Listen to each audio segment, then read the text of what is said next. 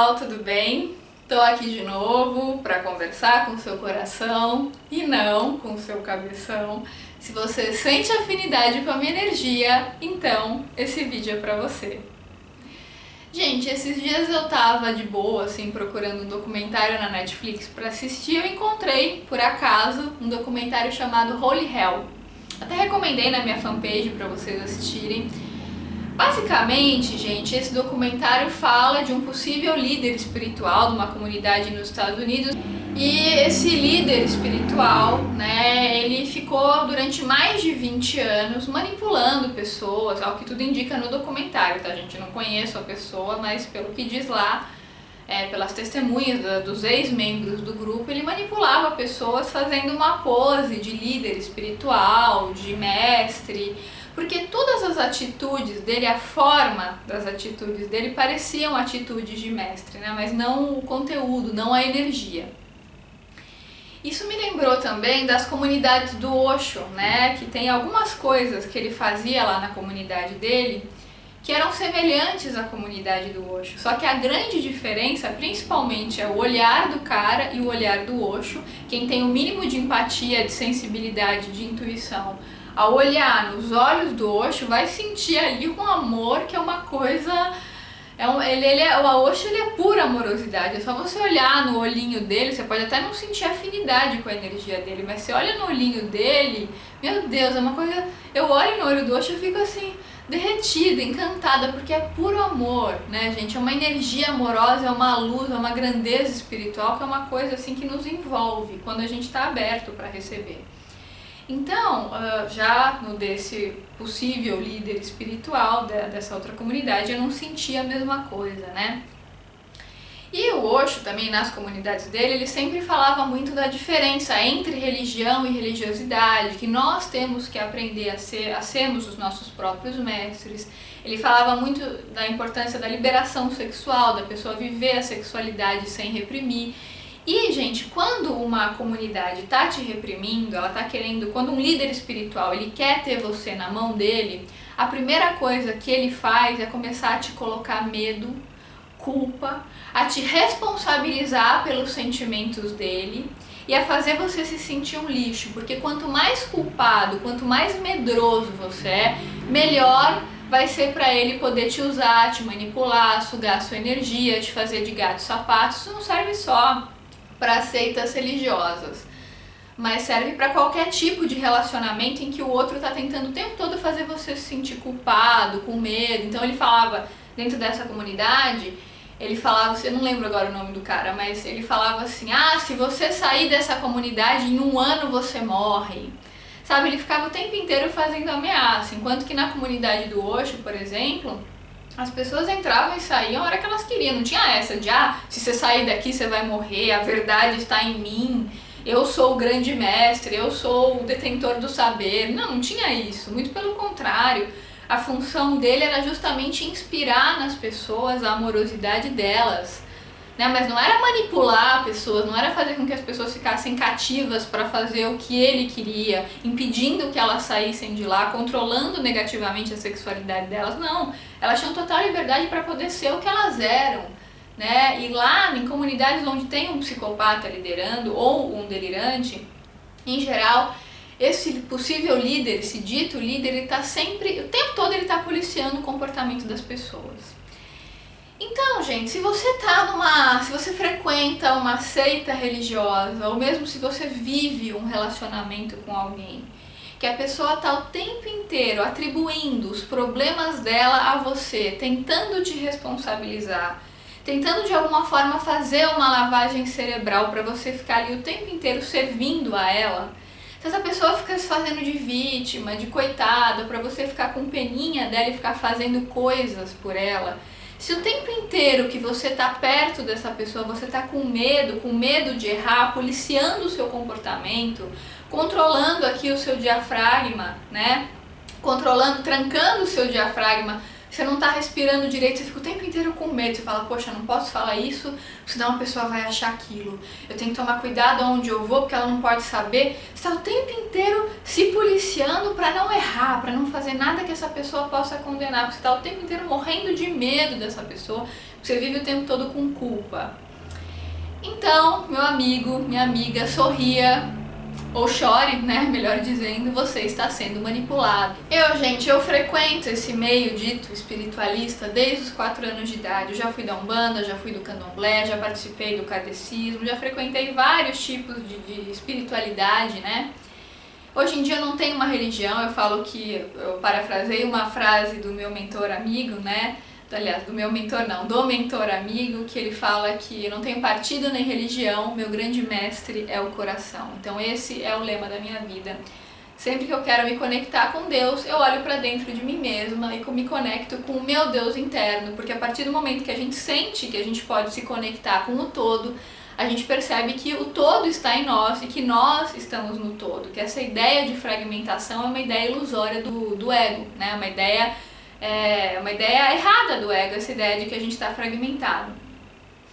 Então, sempre que eu quero me conectar com algo maior, eu olho para dentro de mim mesma e eu me conecto com a minha essência. Então, eu não sinto hoje em dia a necessidade de frequentar nenhum tipo de religião, de frequentar lugares externos a mim, porque eu sinto que eu já construí o meu templo dentro de mim mesma. Eu respeito quem sente essa necessidade, acho que cada um sabe de si e consegue perceber o que precisa. Eu não sinto mais essa necessidade. Mas eu frequentei muito tempo, o espiritismo tradicional, o espiritismo kardecista, enfim, e várias outras religiões. Me fez muito bem, aprendi muita coisa, conheci gente muito bacana. Foi muito importante para o meu aprendizado, não me arrependo, foi incrível. Eu acho que me deu muita percepção das coisas, muito conhecimento.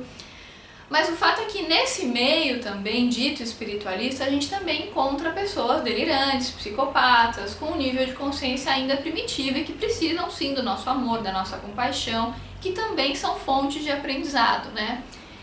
E em um dos grupos que eu participei, eu fiquei pouco tempo nesse grupo, porque eu logo já percebi o jogo e caí fora, mas eu fiquei algum tempinho, alguns meses, e a líder lá espiritual, ela também tinha essa postura de fazer todo mundo se sentir com medo, culpado.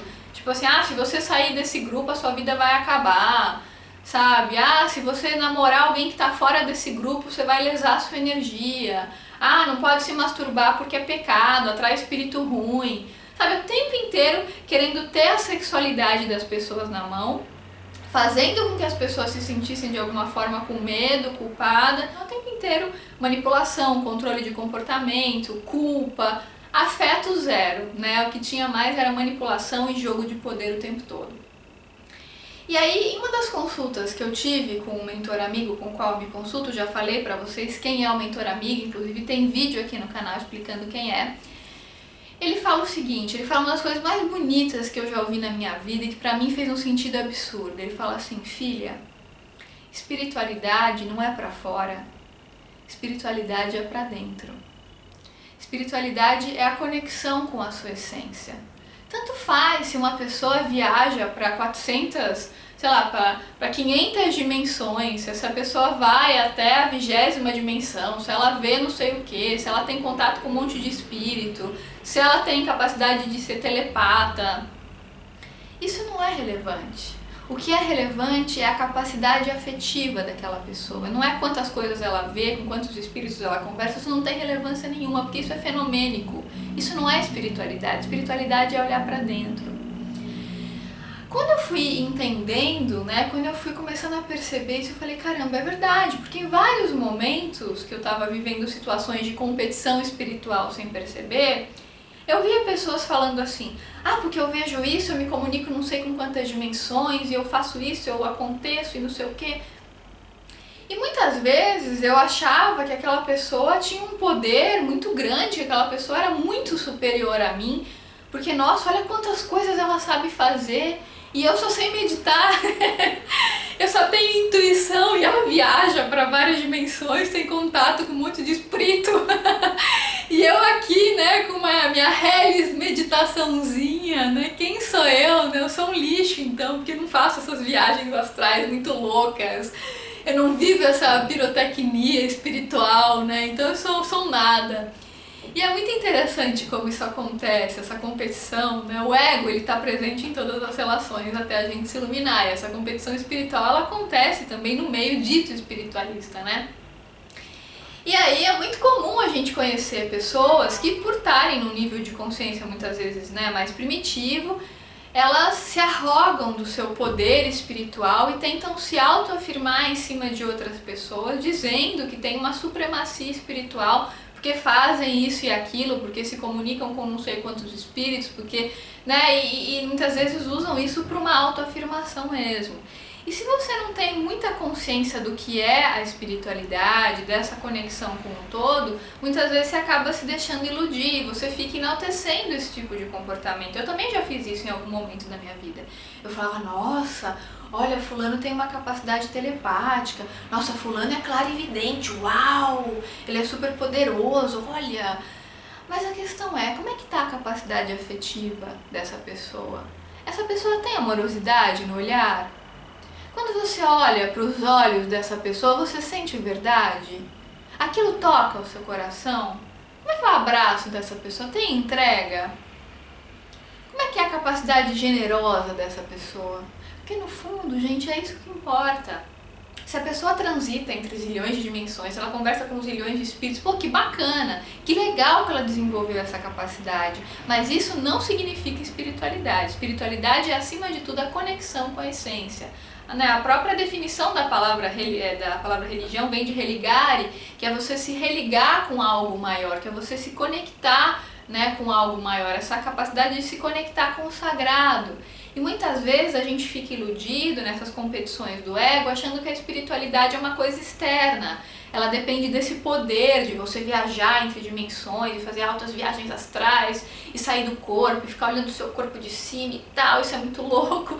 Tá, gente, isso é muito legal, isso pode ser muito bacana também, mas a questão é, isso está associado ao amor, à sua capacidade afetiva, ou você usa isso para ter poder, para se comparar a outras pessoas, para se sentir superior, para se autoafirmar? Quando tem necessidade de autoafirmação, de competição espiritual, tem ego.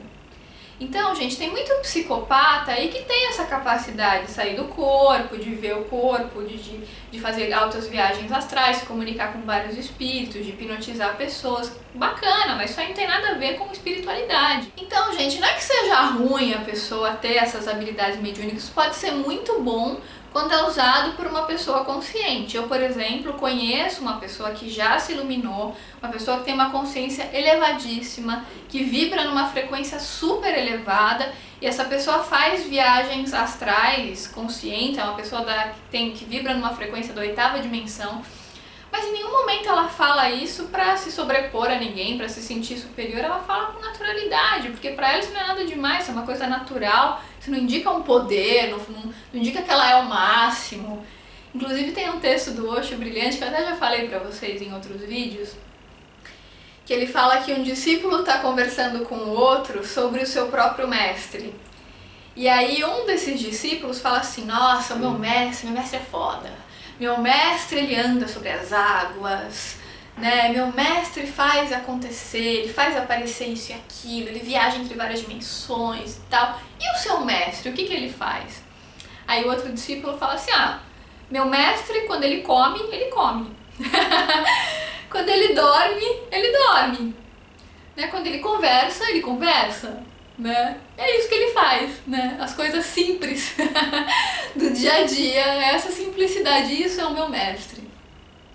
No fundo, ele estava querendo dizer, gente, que o mestre dele, ao fazer algo, estava ali, presente, inteiro ao fazer algo, não estava lá fazendo algo pensando em outra coisa. E é isso que importa, gente, como eu sempre falo pra vocês, não é uma frase do Osho, né? O que importa não é o que você faz, mas como você faz, com que consciência, com que percepção. O verdadeiro mestre é aquele que consegue estar presente numa consciência amorosa, exalando aquele amor. Então ele está comendo de fato, o corpo inteiro dele está comendo, ele está presente, ele está no aqui e agora, está tomando banho de fato. Tá fazendo amor, tá ali entregue para aquele momento, percebe? Então esse é o mestre, aquela pessoa que está conectada com o momento presente. E acima de tudo, um verdadeiro mestre, ele vai querer te inspirar a fazer com que você desenvolva a sua própria maestria interna. Ele não vai ficar ali se arrogando numa posição de saber e falando, vocês são um lixo, o detentor do saber sou eu sou o mestre, eu sou a representação de Deus. Ele não vai ficar enaltecendo o ego dele, pelo contrário, ele vai reconhecer a maestria que há em você, ele vai ter compaixão pelas suas limitações, ele vai te acolher porque ele tem amorosidade, ele não vai ficar se achando o detentor do saber, porque isso é arrogância, gente, isso é necessidade de autoafirmação, não tem nada a ver com afeto, com generosidade. Então isso era uma coisa que o Osho fazia. Teve até uma entrevista que ele deu na comunidade dele lá nos Estados Unidos, que a repórter pergunta pra ele, né, qual a diferença, algo assim, não lembro exatamente, tá gente, era assim, qual a diferença, por que você é o que você é e a gente é do jeito que a gente é, né, por que a gente não é como você, é algo assim que ela pergunta. Ele falou, olha, vocês e eu, a gente é a mesma coisa, a diferença é que vocês ainda não perceberam, vocês ainda estão dormindo, mas é a única diferença, só basta vocês acordarem. Porque a gente não existe diferença, nós somos partes, né, do todo, é algo assim, não é exatamente isso, tá? Mas no fundo ele percebe que todo mundo já tem tudo o que precisa dentro de si. A diferença é que ele já se iluminou, ele acordou e a maioria das pessoas está dormindo, mas ele percebe esse potencial, essa grandeza em todo mundo, né? Ele reconhece essa capacidade de ser um mestre em todo mundo. Então ele não fica se arrogando desse papel, desse poder, falando, ó, como eu sou bonzão, como eu sou gostosão, já me iluminei. Até porque se ele já se iluminou, ele já transcendeu o ego, então ele não se identifica mais com esses valores, né? Ele olha para as pessoas com compaixão, com carinho. Então ele não fica querendo fazer com que as pessoas se sintam culpadas, com medo, reprimindo a sexualidade, falando que tudo é feio, é sujo, é pecado, que vai pegar energia ruim. Quando você trabalha com medo, você está trabalhando com manipulação do ego.